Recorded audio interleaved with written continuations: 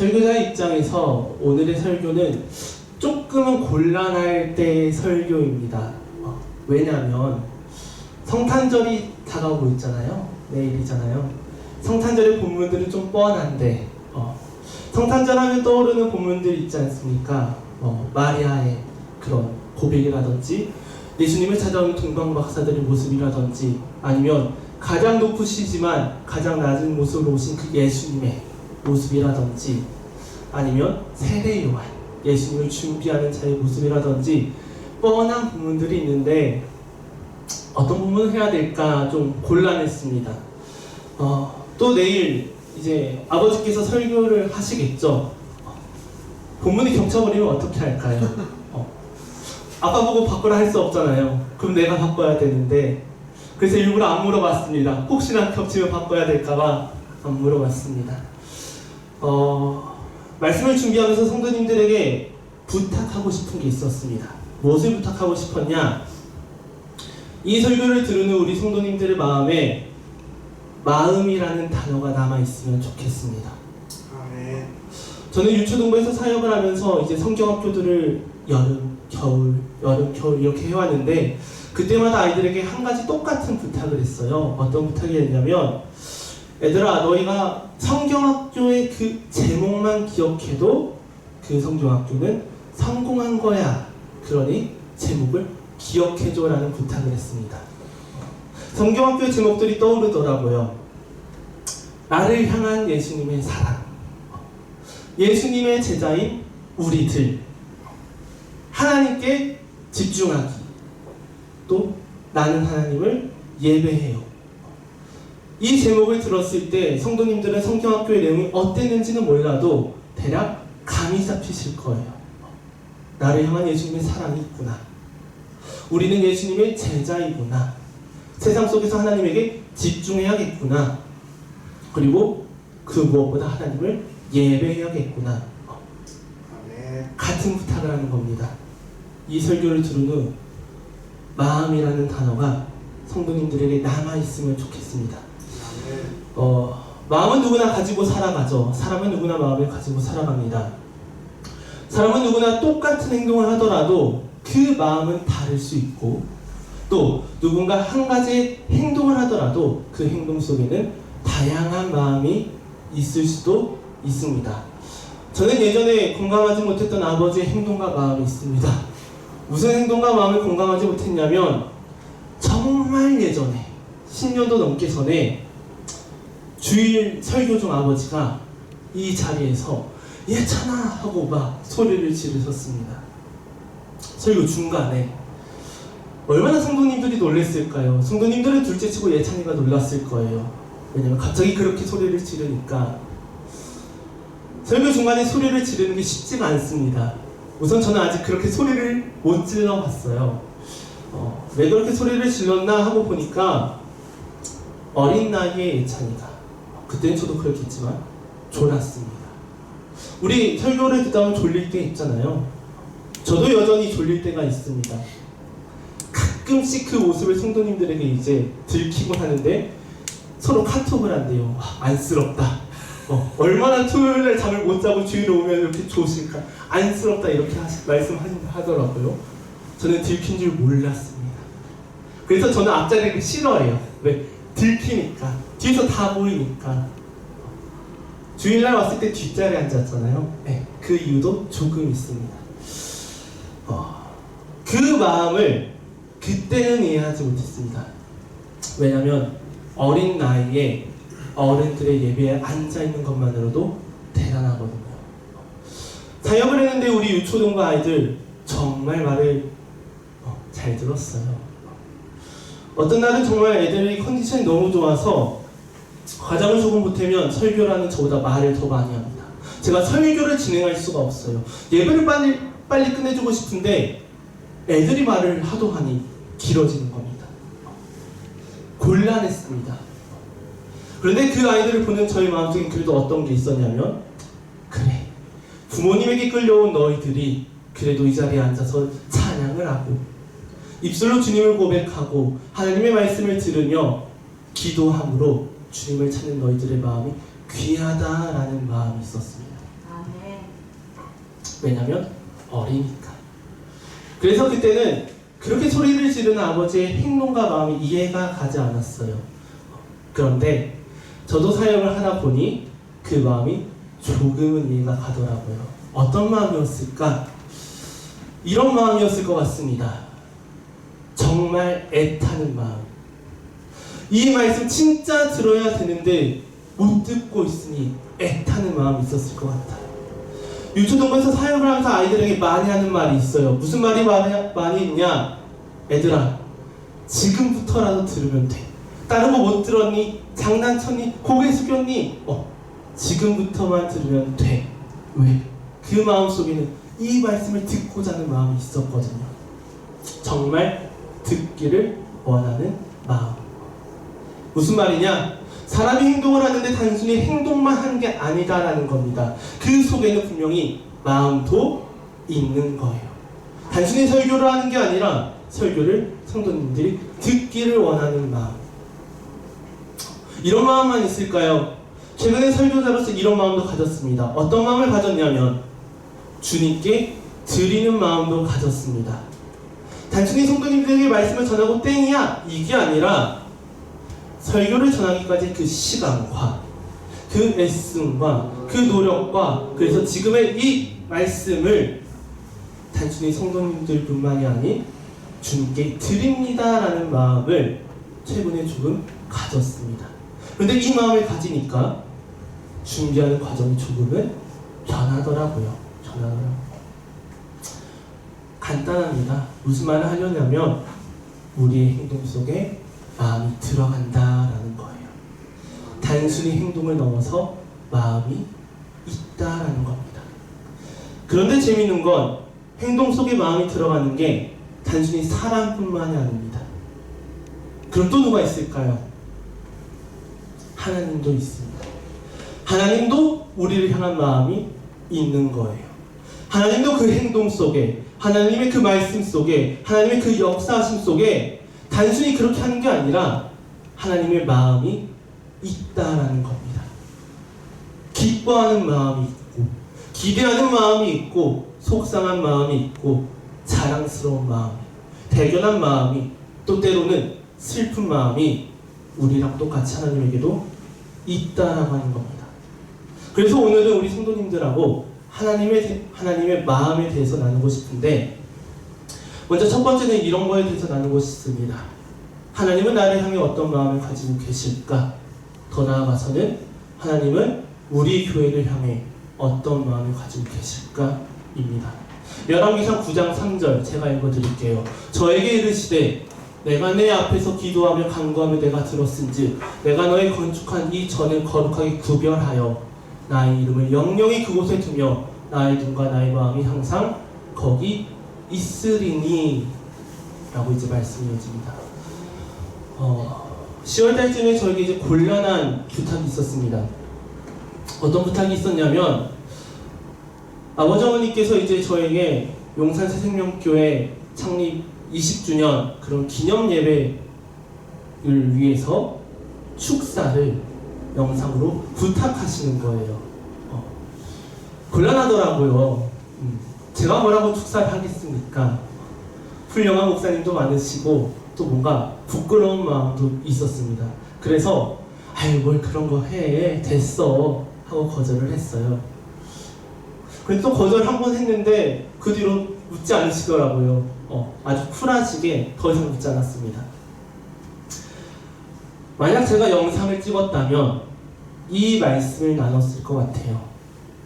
나의 눈과 나의 마음이 항상 거기 있으리니 하나님의 시선과 하나님의 마음이 거하는 교회 용산 새생명교회. 왜 이 말씀을 나누고 싶었냐? 어려서부터 새생명교회를 다니는데 속상한 게 있었습니다. 무엇이 속상했냐면 왜 우리 교회는 부흥하지 못할까라는 속상함이 있었어요. 지금 우리 교회 아래층에 복싱장이 있습니다. 정말 어쩔 때 복싱장 가서 물어보고 싶어요. 도대체 어떻게 마케팅을 했나요? 우리랑 분명 한 층밖에 차이가 나지 않는데 어떻게 그렇게 사람들이 많이 오나요? 묻고 싶더라고요. 어떻게 했길래? 블로그에 올렸나? 카페에 올렸나? 그래서 어릴 때는 이런 고민을 했습니다. 교회를 옮긴다면 사람들이 많이 올까? 교회 시설이 좋다라면 사람들이 더 올까? 이런 고민을 했어요. 그 어릴 때 제가 알게 된 말씀이 이거였습니다. 나의 눈과 나의 마음이 항상 거기에 있을 것이다. 하나님의 시선과 하나님의 마음이 거하는 교회이다. 그러니 위로가 되더라고요. 아, 이거면 되는구나. 시설이 좋지 않아도 조금은 어려워도 하나님의 시선과 마음이 있으면 충분하구나. 감동이 있었습니다. 그래서 만약 영상을 찍었더라면 이 말씀 가지고 이렇게 나눴을 거예요. 용산새생명교회를 향해 하나님이 20년의 시간 동안 시선과 마음을 주셨습니다. 용산새생명교회는 그런 교회입니다. 라고 마음을 나누며 영상을 찍었을 것 같습니다. 자, 성도님들의 마음은 어떠십니까? 우리 교회에 하나님의 시선과 마음이 있다는데 성도님들의 마음은 어떠신가요?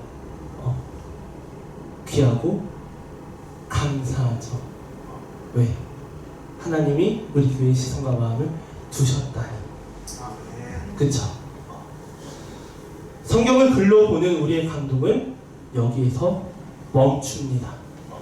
하나님의 시선과 마음을 주셨구나. 근데 저는 여기서 조금 더 깊어진 순간이 있었어요. 유초동부에서 사역을 하면서 집중 안 하는 아이들을 집중시키기 위해 여러 가지 방법을 썼는데 그 중에 하나는 지갑에서 5만원짜리를 꺼내 보여주는 거였습니다. 설교 중에 5만원짜리를 꺼내 보여주면 아이들의 눈이 반짝반짝해져요. 왜냐면 아이들에게 있어서 5만원은 천국이거든요. 목사님이 무슨 말을 할지 모르지만 그래도 우선은 그 5만원에 시선이 가는 겁니다. 그렇게 시선이 모이면 이제 그때 아이들에게 이렇게 물었어요. 얘들아, 목사님이 너희에게 5만원을 준다면 너희들이 어떨 것 같니?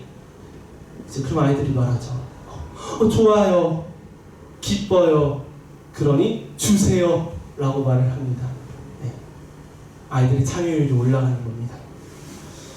아이들이 이제 바라볼 때 그 말을 듣고 다시 이렇게 물었습니다. 그러면 단순히 기뻐하는 거 말고 목사님이 5만원 줬을 때 눈물을 흘릴 정도로 감격할 사람 있니? 평생을 기억할 사람 있니? 벅차할 사람 있니? 감동받을 사람 있니? 이렇게 물었습니다. 그렇게 물으니 나이를 많이 먹은 6학년 친구가 이렇게 묻더라고요. 목사님, 그렇다면 줄 거예요? 감동한다면 줄 거예요? 라고 말합니다. 계산이 들어가는 거예요. 왜? 5만원이 그 정도까지는 아니거든요. 눈물을 흘릴 정도로, 감동할 정도로 큰 돈은 아니거든요. 그런 아이들에게 제가 이런 말을 해줬습니다. 목사님은 잊지 못할 3만원이 있다. 너무너무 고마운, 그래서 평생을 기억할 3만원이 있다. 살아가는 게 만만치 않는데, 나 혼자서도 버거운데, 그런 분이 제가 목사 안수를 받는다는 그 소식에 귀한 3만원을 꺼내서 준 분이 있어요. 그 3만원을 받는데 저도 그분의 사정과 형편을 아니 그 3만원이 너무너무 감사하더라고요. 저는 단순히 3만원을 받은 게 아니죠. 그 3만원과 함께 무엇을 받았냐면 뭐라도 해주고 싶은데 해줄 수 없는 그 상황 속에서 미안해하는 마음과 그러니 이 3만원이라도 준다는 귀한 마음을 함께 받은 겁니다. 단순히 3만원이 아니라 그 3만원과 함께 그 사람의 너무나도 귀하고 값진 마음을 받은 거예요. 무슨 말이냐? 나의 시선과 마음을 줄게. 하나님의 그 말씀이 단순한 말씀이 아니라는 겁니다. 하나님이 단순히 시선과 마음을 주신 게 아니라는 겁니다. 그럼 어떻게 줬냐? 이 말씀은 성전을 지우는 솔로몬의 기도에 하나님이 응답하는 겁니다. 다른 그 무엇보다 하나님이 함께 하시길 원합니다라는 그 솔로몬의 기도에 하나님이 응답하는 거예요. 그 기도에 하나님이 응답하실 때 그냥 줬을까요? 아니죠. 마음을 더해서 줬을 겁니다. 어떤 마음? 아무거나 띡 주는 것이 아니라 정말로 자신을 간절히 원하는 그 솔로몬을 향해 나에게도 소중하고 귀중한, 정말로 나에게도 가치 있는 그런 것을 주는 마음으로 주셨을 것 같아요. 너가 나를 정말 그렇게 원하니, 성전이 그 지어진 순간 너가 원하는 것이 다른 것이 아니라 정말 나를 원하니, 그러면 너에게 나의 소중한 마음을, 나에게 그 귀한 마음을 너에게 줄게. 그런 마음으로 시선과 마음을 준다라고 하셨을 것 같아요. 단순히 하나님의 말씀만 있는 것이 아니라 그 말씀과 함께 하나님의 성실하고도 귀하고도 감사하고도 감당 못할 마음이 같이 있는 것 같습니다. 그래서 저는 이 말씀을 생각하면서 이런 마음이 있었습니다. 하나님이 단순히 용산새생명교회를 향해 단순하게 내 시선과 마음이 있다, 이러시지 않을 것 같아요. 분명히 마음을 담아서 나의 시선과 마음이 있어 라고 하실 것 같아요. 물론 그 마음이 어떤 마음인지는 모르죠. 내가 하나님이 아닌데 어떻게 알 수 있을까요? 그런데 하나님이 그 용산새생명교회의 시선과 마음을 준다고 말씀하신다면 새생명교회를 향한 하나님의 마음이 이런 마음이면 좋겠습니다. 내가 지금도 너희를 보고 있다. 아멘. 여전히 이 자리를 지키는 너희를 보고 있다. 그런 너희를 잘 알고 있고, 그렇기 때문에 내가 나의 시선과 마음을 둔다. 기특하게 여기시는 마음, 자랑스러워 하시는 마음, 뿌듯해 하시는 그런 마음, 그런 마음으로 하나님의 은혜가 우리 교회에 있으면 좋겠는 거예요. 이걸 다른 말로 할게요. 용산새생명교회가 하나님의 마음을 그렇게 움직이는 교회가 되면 좋겠습니다. 그저 단순하게 스쳐 지나가는 교회가 아니라 여전히 소중하게 여기고 여전히 하나님의 애정이 묻어있는, 그렇게 하나님의 마음을 움직이는 교회가 되면 좋겠어요. 왜? 하나님도 마음이 있으니까. 이 마음을 가지고, 이 내용을 가지고 오늘 말씀을 이제 볼 건데, 오늘 우리가 읽은 본문 요한복음 3장 16절에서 하나님이 또 주신 게 있습니다. 무엇을 주셨을까요? 독생자를 주셨습니다. 예수님을 주셨습니다. 다른 말로 하면 내일인 성탄절, 예수님이 우리에게 오십니다. 성탄절을 하루 앞둔 이 시간, 성도님들의 마음은 어떠십니까? 기쁘신가요? 감사함이 있으신가요? 또 곰곰이 생각하면 이런 마음도 있을 수도 있어요. 오심의 목적이 십자가이다 보니 죄송함이 있을 수도 있습니다.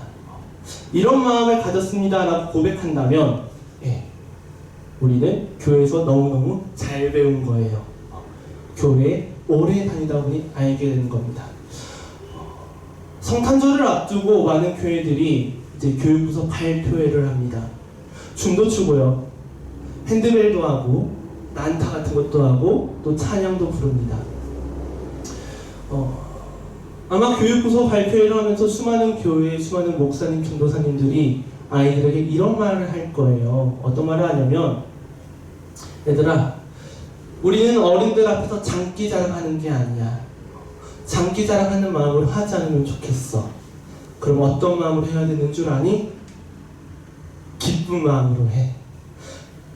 예수님이 오셔서 정말 기쁩니다. 예수님이 오신 게 너무 기뻐서 춤을 춥니다.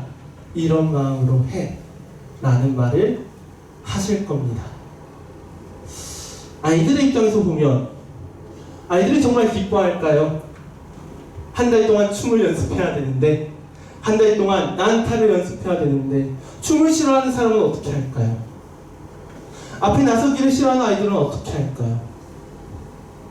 정말로 성탄절을 앞둔 성도님들 마음에 예수님의 오심에 대한 기쁨이 있으신가요? 하나님이 세상을 이처럼 사랑하사 독생자를 주셨으니, 이 말씀은 우리에게 너무너무 익숙합니다. 이 말씀이 너무 중요해서 그 교회를 다닌 그 수많은 시간 동안 우리는 너무 많이 들었어요. 얼마나 중요하면 노래도 있겠습니까? 하나님이 세상을 이처럼 사랑하사. 얼마나 중요하면 암송하기 쉬우라고 노래를 만들었겠어요. 독생자를 주셨다는 그 사실이 글로만 보는 우리에게는 익숙합니다. 근데 이 익숙한 말씀이 우리에게 마음에 정말 와닿는 순간이 있습니다. 언제 그러냐면, 개인적으로 저는 성탄절보다는 고난 주간과 부활절 때 그런 것 같아요. 피 흘리시는 예수님을 보면서, 채찍 맞으시는 예수님을 묵상하면서, 십자가에 못 박혀 돌아가시는 그 예수님을 묵상할 때에 저는 이 말씀이 좀 더 와닿는 것 같습니다. 그때를 배우는 익숙한 느낌이 저는 있는 것 같아요. 예수님이 오시는 게 왜 기쁠까? 다른 말로 하면은, 하나님은 어떤 마음으로 예수님을 우리에게 주셨을까? 예수님을 주신 하나님의 마음이 이렇다라고 성경은 이렇게 말합니다. 어떻게 말하냐? 하나님이 세상을 이처럼 사랑하신다. 예수님을 주신 마음이 어떻냐면, 하나님이 세상을 이처럼 사랑하셔서 주셨다. 무슨 마음이냐? 나를 진짜 사랑하는 마음입니다. 예수님을 그냥 준 게 아닙니다. 그 주심 속에 무엇이 있냐면 하나님의 마음, 나를 진짜 사랑하는 마음이 있는 겁니다. 성경을 통해서 말씀하세요. 내가 너를 사랑해. 내가 너를 진짜 사랑해. 그 진짜 사랑하는 마음이 예수님을 보내신 그 보냄 속에 담긴 하나님의 마음인 겁니다. 예수님이 오셔서 우리에게 어떻게 됩니까? 우리의 존재가 바뀌는 겁니다. 하나님의 자녀가 되고 새 사람이 되는 것이죠. 사랑하신 하나님의 마음이 있기 때문에. 존재가 바뀌는 것에 관한 말씀을 생각하니 저는 이 말씀이 떠올랐습니다. 창세기 32장. 그 사람이 자기가 야곱을 이기지 못함을 보고 야곱의 환도뼈를 치매 야곱의 환도뼈가 그 사람과 씨름할 때 위골을 되었더라. 하나님이 야곱과 씨름을 합니다. 그런데 하나님이 야곱과 씨름하는데 이기지 못한다고 말합니다. 하나님이 정말 야곱을 이기지 못할까요? 야곱이 에서를 만나는 것을 앞두고 정말 각성했을까요? 아니죠. 하나님이 져주신 겁니다. 하나님이 이기지 못한 게 아니라 하나님이 져주신 거예요. 그럼 하나님은 왜 졌을까요? 지도자로도 어떤 마음으로 지셨을까요? 27절. 그 사람이 그에게 이르되 내 이름이 무엇이냐? 그가 가로되 야곱이니이다. 그 사람이 가로되 내 이름을 다시는 야곱이라 부를 것이 아니요 이스라엘이라 부를 것이니 이는 내가 하나님과 사람으로 더불어 겨루어 이기었음이니라. 하나님이 야곱에게 씨름을 치고 무엇을 하시냐? 야곱의 그 존재를 바꿔버리십니다. 장자의 축복은 받았지만 여전히 도망자인 야곱입니다. 하나님의 은혜를 경험했지만 여전히 에서를 만나는 것을 앞두고 사람의 방법을 따라가는 야곱입니다. 우리 식으로 할게요. 하나님의 복이 있지만 우리는 세상 속에서 여전히 넘어지는 존재입니다.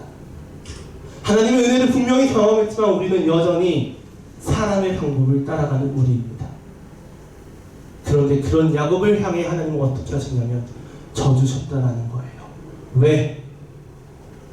다시는 야곱이라 부르지 않기 위해서, 그 존재를 바꾸기 위해서, 이스라엘 이기었음이니라 승리자로 바꾸기 위해서. 하나님이 나 때문에 져주신 겁니다.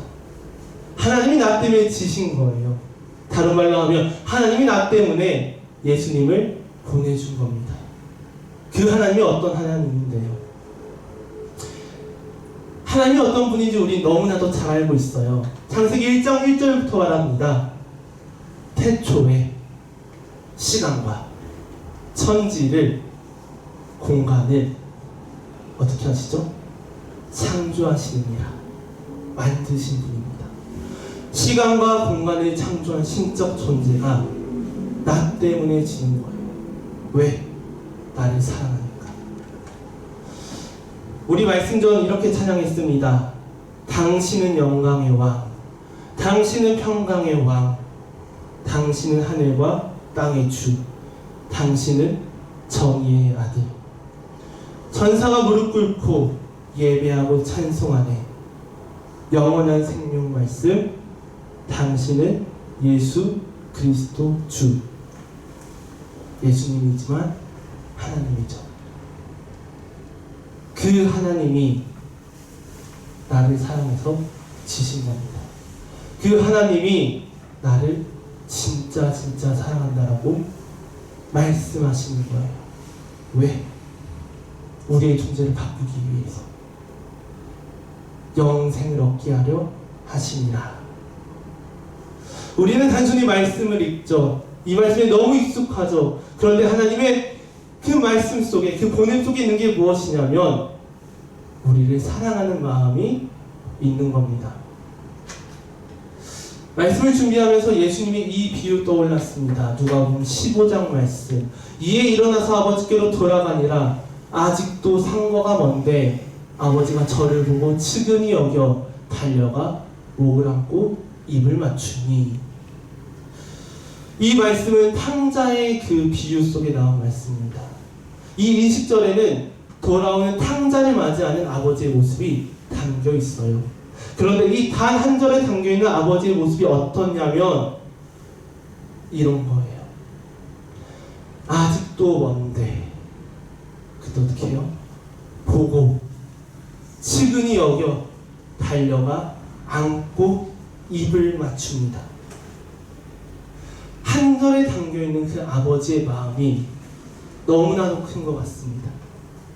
언제 돌아올지도 모르는 그 탕자를 기다리다가 보고 본 순간 측은히 여겨 달려가며, 그렇게 달려갔을 때 안아주고 입을 맞춥니다. 왜요? 사랑하니까. 그래서 예수님이 말합니다. 하나님이 세상을 이처럼 사랑하신다. 하나님이 너를 사랑하신다. 다른 말로 할게요. 하나님이 성경을 통해서 말합니다. 내가 너를 사랑한다. 내가 너를 진짜 사랑한다. 얼마큼? 내 아들마저 줄 만큼 너를 사랑해. 이게 나를 향한 하나님의 마음입니다. 언젠가 한번 찬양 인도자에게서 이런 멘트를 들었습니다. 한 찬양 인도자가 이렇게 말했어요. 죄사함을 덜 받은 것 같은 성도님들 계십니까? 여전히 나에게 죄가 있는 것 같은 분, 그래서 죄 씻음이 더 필요한 것 같은 분 계십니까? 그런데 여러분, 나를 향한 하나님의 사랑보다 더 큰 죄는 없습니다. 이 말을 한 분이 하시더라고요. 목사로서 속상할 때가 있습니다. 언제 속상하냐? 말씀을 너무 잘 알아서 어떻게 살아야 되는지 너무 잘 아는데 그걸 알면서도 그렇게 살아가지 못할 때 저는 너무나도 속상합니다. 아마 이런 속상함이 많은 목사님들에게도 있을 거예요. 서울에서 사임을 하면서 많은 성도님들에게 편지를 받았습니다. 그 편지를 한 장 한 장 읽는데 저의 마음에 어떤 게 있었냐면 감사함과 동시에 불편함도 있었습니다. 왜냐하면 성도님들이 적어준 그 편지 속에 저는 너무나도 말씀대로 살아가는 완벽한 목회자였거든요. 제가 정말 그럴까요? 아니죠. 저 또한 말씀대로 살아가지 못할 때가 있습니다. 여전히, 아니 더 많이 저 스스로에게 끌려갈 때가 있습니다. 그래서 목사님들 말하잖아요. 가족들 앞에서 설교하기 힘들다고. 왜냐하면 진짜의 모습을 너무나 알고 있으니까. 저 오늘 설교 원래는 이 설교 하려고 했어요. 예수님, 이웃이 저를 향해서 죄를 지으면 몇 번이나 용서해야 됩니까? 70번씩 7번 해라. 이 설교 하려 했는데 못했습니다. 왜? 3주 전쯤에 화를 냈거든요. 베드로는 7번을 말하고 예수님은 70번을 7번씩 말했는데 저는 고작 한 번 참았습니다. 그런데 설교를 할 수 있을까요? 우리는 말씀대로 못 사는 거예요. 우리는 말씀대로 살아갈 실력이 없는 겁니다. 그런데 그런 나를 하나님이 사랑하신다. 그게 어떤 의미를 가지고 있느냐? 이런 의미를 가지고 있습니다. 나는 잘한 게 없지만 내가 이 땅에서 한 것을 보면은 나는 주님과 가까울 자신도, 그래서 천국에 들어갈 자신도 없지만 그럼에도 불구하고 내가 주님을 부르며, 그럼에도 불구하고 내가 더 나아가 천국에 나갈 것을 확신하며 영생을 얻었습니다. 주님의 자녀가 되었습니다 라고 말할 수 있는 그 이유는 내가 잘한 것이 아니라 나를 사랑하는 하나님이 계시기 때문에, 독생자를 주실 만큼 나를 사랑하신 하나님이 계시기 때문에 믿고 고백하고 확신할 수 있는 거예요. 이게 하나님이 나를 사랑한다라는 의미입니다. 내가 잘해서가 아니라 넉넉한 마음을 가지신 하나님이 나를 사랑해서, 탕자가 잘해서가 아니라 그런 못난 아들도 사랑하는 아버지가 있어서 나를 사랑하는 그 하나님의 마음을, 그래서 성탄절을 앞두고 우리 성도님들과 나누고 싶었습니다. 예수님이 오십니다. 다른 말로 하면 하나님이 예수님을 보내주셨습니다.